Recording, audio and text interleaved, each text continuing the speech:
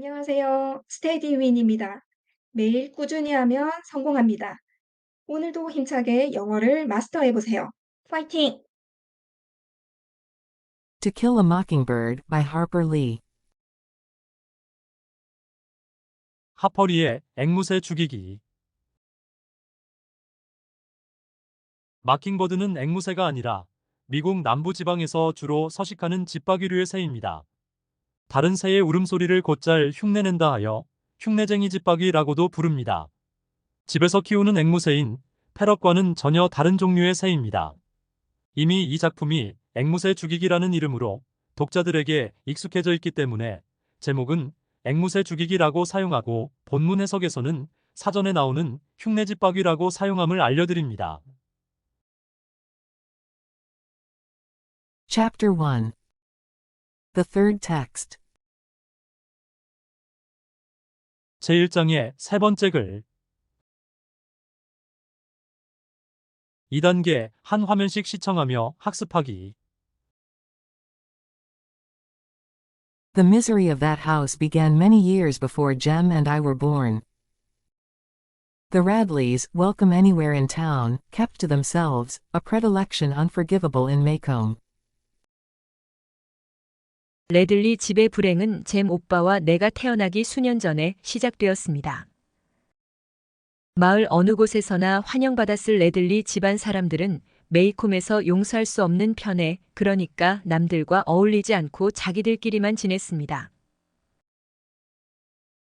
They did not go to church, Maycomb's principal recreation, but worshipped at home. 그들은 메이콤에서 주요한 기분 전환 장소인 교회에 가지 않았고 집에서 예배를 드렸습니다.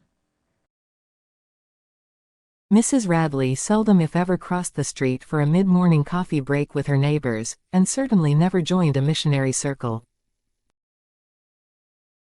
레들리 부인은 이웃들과 아침나절에 커피를 마시는 휴식 시간을 위해 길을 건너는 일은 설사 있다 손 치더라도 좀처럼 없었고 정말로 선교회에 가입하지도 않았습니다. Mr. Radley walked to town at 11:30 every morning, and came back promptly at 12. Sometimes carrying a brown paper bag that the neighborhood assumed contained the family groceries.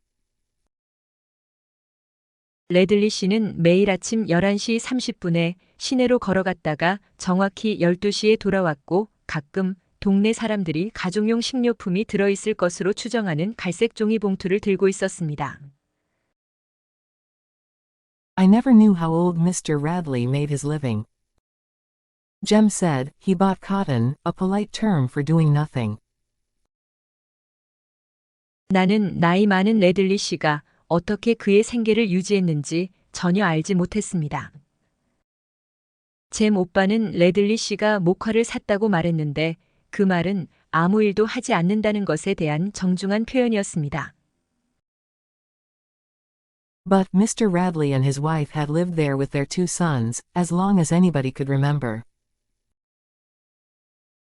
그렇지만 레들리 씨와 그의 아내는 누구나 기억할 수 있는 한 그곳에서 그들의 두 아들과 함께 살았습니다. The shutters and doors of the Radley house were closed on Sundays, another thing alien to Maycomb's ways. Closed doors meant illness and cold weather only. 레들리 집의 덧문들과 문들은 일요일마다 닫혀 있었는데 그것은 메이콤의 방식들과는 맞지 않는 또 다른 것이었습니다. 왜냐하면 메이콤에서 닫힌 문들은 오직 질병과 추운 날씨만을 의미했기 때문입니다. Of all days, Sunday was the day for formal afternoon visiting. Ladies wore corsets, men wore coats, children wore shoes. 일주일 중 일요일은 격식을 차리는 오후 방문을 위한 날이었습니다. 여성들은 코르셋을 입고 남성들은 정장 상의를 입고 어린이들은 신발을 신었습니다. But to climb the Radley front steps, and call, hey, of a Sunday afternoon, was something their neighbors never did. 그러나 레들리 집 앞쪽 계단을 올라가서 일요일 오후에 안녕하세요 라고 외치는 것은 그들의 이웃 사람들이 결코 하지 않았던 어떤 일이었습니다. The Radley house had no screen doors. I once asked Atticus if it ever had any. Atticus said yes, but before I was born. 레들리 집에는 방충망 문들도 없었습니다. 나는 이전에 한번 아버지에게 레들리 집에 방충망 문이 있었던 적이 있는지 물어보았습니다. 아버지는 있었다고 말씀하셨습니다. 하지만 내가 태어나기 전에 있었다고 하셨습니다. According to neighborhood legend, when the younger Radley boy was in his teens, he became acquainted with some of the Cunninghams from Old Sarum. 동네 전설에 따르면 레들리 씨의 둘째 아들이 10대였을 때 그는 올드 세럼 출신의 커닝햄 집안 아이들과 아는 사이가 되었습니다. An enormous and confusing tribe domiciled in the northern part of the county, and they formed the nearest thing to a gang ever seen in Maycomb. 커닝햄 집안 아이들은 군의 북쪽 지역에 거주하는 흉악하고 혼란을 일으키는 족속이었는데 그들은 메이콤에서 지금까지 목격된 갱단 중에서 가장 갱단에 가까운 조직을 만들었습니다. They did little, but enough to be discussed by the town and publicly warned from 3 pulpits. They hung around the barber shop. They rode the bus to Abbotsville on Sundays and went to the picture show. 그들은 어떤 짓도 거의 하지 않았지만 마을 사람들에 의해서 논의되고 3명의 목사님으로부터 공개적으로 경고를 받기에 충분했습니다. 그들은 이발소 주변을 어슬렁거렸고 일요일마다 에보츠빌로 버스를 타고 가서 영화관에 갔습니다. They attended dances at the county's riverside gambling hell, the Dewdrop Inn and fishing camp. They experimented with stump-hole whiskey. 그들은 군의 강변 도박장인 듀드롭 여관 겸 낚시 캠프에 춤을 추러 다녔고 밀주로 실험했습니다.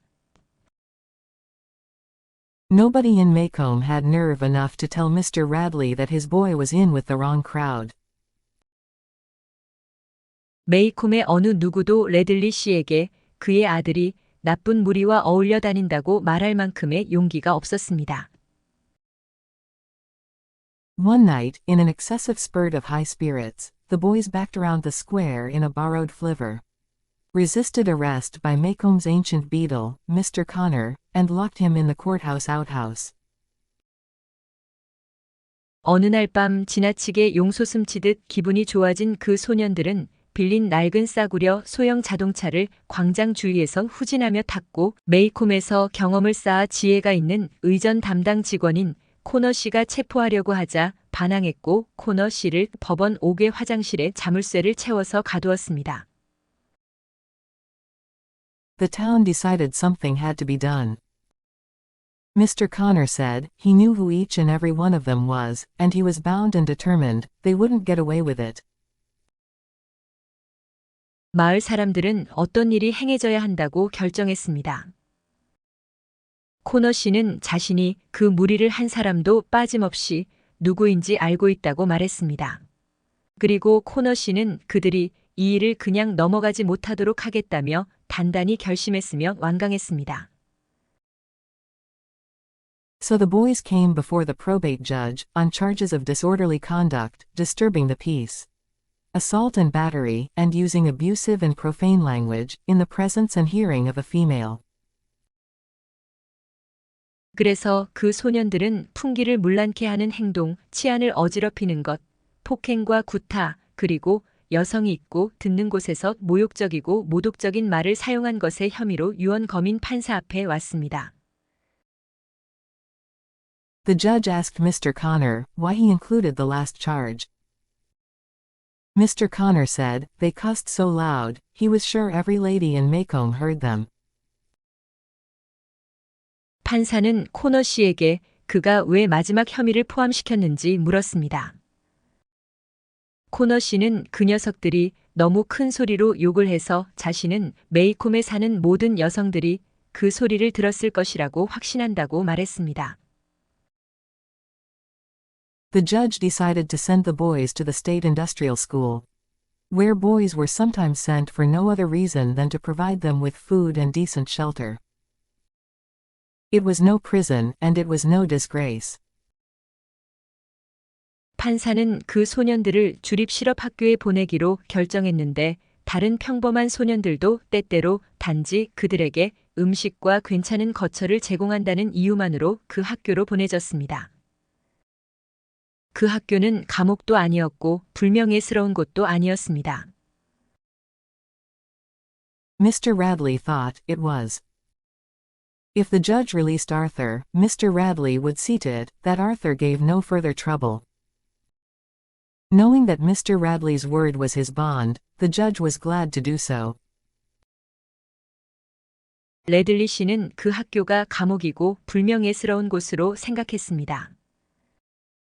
판사가 자신의 둘째 아들인 아서를 풀어준다면 레들리 씨는 반드시 아서가 더 이상의 문제를 일으키지 않도록 하겠다고 했습니다. 레들리 씨의 말이 법적 계약서인 것을 알고 있었기 때문에 판사는 기꺼이 그렇게 했습니다. The other boys attended the industrial school and received the best secondary education to be had in the state. One of them eventually worked his way through engineering school at Auburn. 다른 나머지 소년들은 그 실업학교에 다녔고 엘라베마주에서 받을 수 있는 최고의 중등 교육을 받았습니다. 그들 중 한 명은 결국 오번에 있는 기술학교를 노력하며 다녀서 졸업했습니다. The doors of the Radley house were closed on weekdays, as well as Sundays, and Mr. Radley's boy was not seen again for 15 years. 레들리 집의 문들은 일요일뿐만 아니라 평일에도 닫혀 있었고 레들리 씨의 아들은 15년 동안 다시는 보이지 않았습니다. But there came a day, barely within Jem's memory, when Boo Radley was heard from, and was seen by several people, but not by Jem. 하지만 잼 오빠의 기억 속에 거의 남아있지 않은 어느 날이 있었는데 그때 부 레들리에 관한 소문이 몇몇 사람들로부터 들렸고 그리고 잼 오빠에 의해서가 아니라 몇몇 사람들에 의해서 목격되었습니다. He said, Atticus never talked much about the Radleys. When Jem would question him, Atticus's only answer was for him to mind his own business, and let the Radleys mind theirs. They had a right to. 잼 오빠는 아버지가 레들리 집안 사람들에 대해 많이 이야기한 적이 없다고 말했습니다. 잼 오빠가 아버지에게 질문하곤 했을 때 아버지의 유일한 대답은 잼 오빠가 자신의 일에 신경을 쓰고 레들리 집안 사람들이 그들의 집안일에 신경을 쓰게 두라고 그들은 그렇게 할 권리가 있다고 하셨다는 것이었습니다. But when it happened, Jem said, Atticus shook his head, and said, 하지만 그런 일이 있을 때면 잼 오빠는 아버지가 고개를 가로저으며 이라고 말했다고 말했습니다. So, Jem received most of his information from Miss Stephanie Crawford, a neighborhood scold, who said she knew the whole thing. 그래서 잼 오빠는 대부분의 정보를 동네 잔소리꾼인 스테퍼니 크로포드 아줌마에게서 받았고 아줌마는 자신이 모든 것을 알고 있다고 말했습니다. According to Miss Stephanie, Boo was sitting in the living room, cutting some items from the Macomb Tribune to paste in his scrapbook. His father entered the room. 스테퍼니 아줌마 말씀에 따르면 부는 메이콤 트리뷴 신문에서 자기 스크랩북에 풀로 붙일 몇몇의 짧은 기사를 자르며 거실에 앉아 있었습니다. 그의 아버지가 거실에 들어왔습니다. As Mr. Radley passed by, Boo drove the scissors into his parents' leg, pulled them out, wiped them on his pants, and resumed his activities. 레들리 씨가 옆을 지나갈 때 부는 가위를 아버지의 다리에 푹 찔렀고 가위를 뽑아 자기 바지에 닦은 뒤 하던 일을 다시 계속했다고 했습니다. Mrs. Radley ran screaming into the street that Arthur was killing them all. But when the sheriff arrived, he found Boo still sitting in the living room, cutting up the Tribune. He was 33 years old then. 레들리 부인은 아서가 식구를 모두 죽이고 있다고 비명을 지르며 거리로 달려나왔습니다. 하지만 보안관이 도착했을 때 보안관은 부가 여전히 거실에 앉아 메이콤 트리뷴 신문을 조각조각 자르고 있는 것을 발견했습니다. 그때 부는 33살이었습니다. Miss Stephanie said, old Mr. Radley said, no Radley was going to any asylum, when it was suggested that a season in Tuscaloosa might be helpful to Boo. Boo wasn't crazy, he was high-strung at times. 스테퍼니 아줌마는 터스컬루사 요양소에 한철 머무르게 하는 것이 부에게 도움이 될지도 모른다는 제안을 받았을 때 나이 많은 레들리 씨가 자기 집안 사람 어느 누구도 정신병원에 가지 않을 것이라고 말했다고 말했습니다. 부는 미친 게 아니라 가끔 극도로 긴장한 상태가 된다고 했습니다. It was all right to shut him up, Mr. Radley conceded, but insisted that Boo not be charged with anything. He was not a criminal. 레들리 씨는 부를 가두는 것은 받아들일 만하다고 마지못해 수긍했지만 부가 어떤 혐의로도 기소되어서는 안 된다고 주장했습니다. 부는 범죄자가 아니라면서요. The sheriff hadn't the heart to put him in jail alongside Negroes, so Boo was locked in the courthouse basement. Boo's transition from the basement to back home was nebulous in Jem's memory. 보안관은 부를 흑인들과 나란히 감옥에 가둘 마음이 없어서 부는 법원 지하실에 갇혔습니다. 법원 지하실에서 집으로 돌아갈 때 부가 이동하는 모습은 잼 오빠의 기억 속에 흐릿하게 남아 있었습니다. Miss Stephanie Crawford said, some of the town council told Mr. Radley that if he didn't take Boo back, Boo would die of mold from the damp. Besides, Boo could not live forever on the bounty of the county. 스테퍼니 크로포드 아줌마는 읍의회 위원 몇 명이 레들리 씨에게 만약 레들리 씨가 부를 다시 데리고 가지 않는다면 부는 습기로 인한 곰팡이 때문에 죽게 될 것이라고 말했다고 말했습니다. 게다가 부는 군의 자비심으로 영원히 살 수 없었습니다. Nobody knew what form of intimidation Mr. Radley employed to keep Boo out of sight, but Jem figured that Mr. Radley kept him chained to the bed most of the time. 아무도 레들리 씨가 부를 눈에 띄지 않게 하려고 어떤 형태의 협박을 사용했는지 알지 못했습니다. 하지만 잼 오빠는 레들리 씨가 부를 대부분의 시간 동안 계속 침대에 사슬로 묶여있게 했다고 생각했습니다. Atticus said no, it wasn't that sort of thing, that there were other ways of making people into ghosts. 아버지는 그런 종류의 협박은 아니라고 사람을 유령으로 만드는 다른 방법들이 있다고 아니라고 말씀하셨습니다. My memory came alive to see Mrs. Radley occasionally open the front door, walk to the edge of the porch, and pour water on her cannas. 레들리 부인이 가끔 현관문을 열고 현관 가장자리로 걸어가서 그녀의 칸나 꽃들에게 물을 부어주던 모습을 봤던 내 기억은 생생히 살아있었습니다. But every day, Jem and I would see Mr. Radley walking to and from town. He was a thin leathery man with colorless eyes, so colorless they did not reflect light. 하지만 매일 잼 오빠와 나는 레들리 씨가 시내에 걸어갔다가 돌아오는 모습을 보곤 했습니다. 레들리 씨는 빛깔이 없는 두 눈을 가진 마르고 가죽만 남은 사람이었으며 너무 빛깔이 없어서 두 눈은 빛을 반사하지 않았습니다. His cheekbones were sharp, and his mouth was wide, with a thin upper lip and a full lower lip. 레들리 씨의 양쪽 광대뼈는 날카로웠고 얇은 윗입술과 두툼한 아랫입술을 가진 그의 입은 컸습니다. Miss Stephanie Crawford said, he was so upright, he took the word of God as his only law, and we believed her, because Mr. Radley's posture was ramrod straight. 스테퍼니 크로포드 아줌마는 레들리 씨가 너무 정직해서 레들리 씨는 하나님의 말씀을 그의 유일한 법으로 받아들였다고 말했고, 레들리 씨의 자세가 대쪽같이 꼿꼿했기 때문에 우리는 아줌마의 말을 믿었습니다. He never spoke to us. When he passed, we would look at the ground, and say, "Good morning, sir," and he would cough in reply. 레들리 씨는 우리에게 말을 건넨 적이 없었습니다. 레들리 씨가 지나갈 때 우리는 땅을 바라보며 안녕하세요, 아저씨. 라고 말하곤 했고, 레들리 씨는 대답으로 헛기침하곤 했습니다.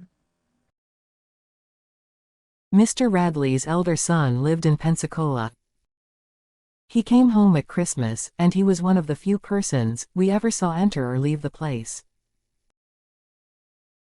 레들리 씨의 큰아들은 펜서콜라에서 살았습니다. 큰아들은 크리스마스 때 집에 왔고 그는 우리가 그 집에 들어오거나 나가는 모습을 본 몇 안 되는 사람 중 한 명이었습니다. From the day Mr. Radley took Arthur home, people said the house died. 레들리 씨가 아서를 집으로 데려간 날부터 사람들은 레들리 씨 집이 죽었다고 말했습니다. But there came a day when Atticus told us he'd wear us out if we made any noise in the yard, and commissioned Calpurnia to serve in his absence if she heard a sound out of us.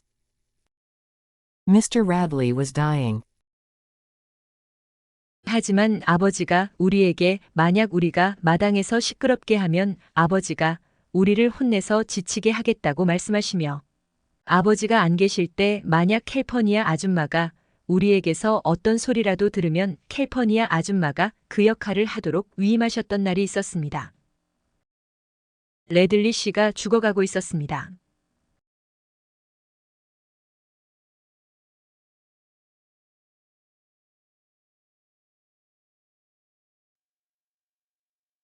이 영상이 도움이 되셨다면 좋아요, 그리고 구독 부탁드립니다.